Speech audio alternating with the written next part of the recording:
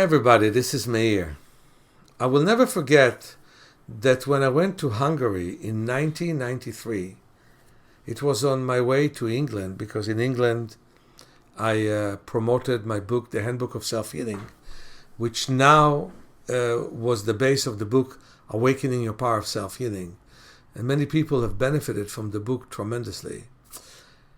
What happened is that I met with a group of people that wanted to study my work to help their kids. Half of the group had kids with major vision problems. The other half had kids with paralysis, specifically muscular dystrophy. It was really interesting. We also had a daughter of a woman with muscular dystrophy who studied my work for me in order to help her mother, and eventually became a practitioner in my work. So it was interesting that I was in the pool swimming, talking about the muscles in a complicated manner. One of the fathers talked to me about his son who has the disease called Duchenne, which is really one of the worst curses on earth. If you ask me if I would prefer cancer or Duchenne muscular dystrophy, I'll take cancer anytime. In muscular dystrophy, when you are an 8-year-old, you already see that your muscles got weaker, you cannot climb upstairs, all kinds of things can happen to you. And I asked the father, how is it to be a father of somebody with muscular dystrophy? He said, perfectly normal. And then I said to him, I'm so sorry that your son has the disease. He said, oh, it's not a big problem. That's his destiny. Very interesting. Destiny. So genetic tendency that could lead to death from weakness. You know, the way they die is they can't breathe because the muscles become too weak, and even those surgeries that open up the chest and all that don't make any difference because eventually they can't breathe. And they have terrible scoliosis. There's so many things happen which are wrong. But I'm able sometimes to sustain their life. And I met in Brazil parents of a 23-year-old professional, a lawyer, that has muscular dystrophy.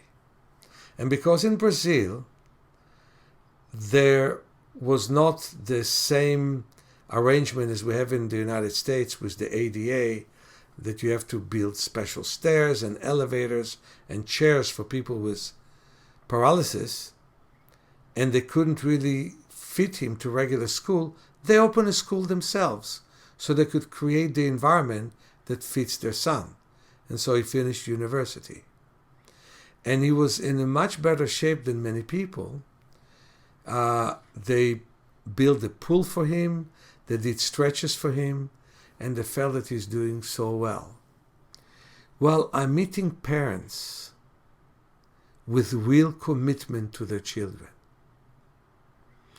And in some ways, I'm that kind of a parent. My 2 kids were born with cataracts. And in our case, we combined successful medical treatment with eye exercises, and the success of medicine can lead basically people to have a third of normal vision. My kids have 100% of normal vision, even though they still need to wear glasses because they don't have their natural lens. But with those glasses, they see 100%, unlike others who see much less than that. And I feel like a father in the world of many people, and I teach them to function better. I'll never forget the spinal bifida baby that came to me, that his kidneys were compromised by the spinal bifida. That is when vertebrae don't fuse and the cerebral spinal fluid fills in a whole sac that puts pressure on different organs. And there I'm so happy that medicine cuts that sac and fuses the vertebrae. That is wonderful advancement. It's just that when they do it, they also cut some nerves. And most of the kids who were born with spinal bifida, not all, but most of them, have club foot and paralysis. Then they offered him many surgeries, and those were not necessary.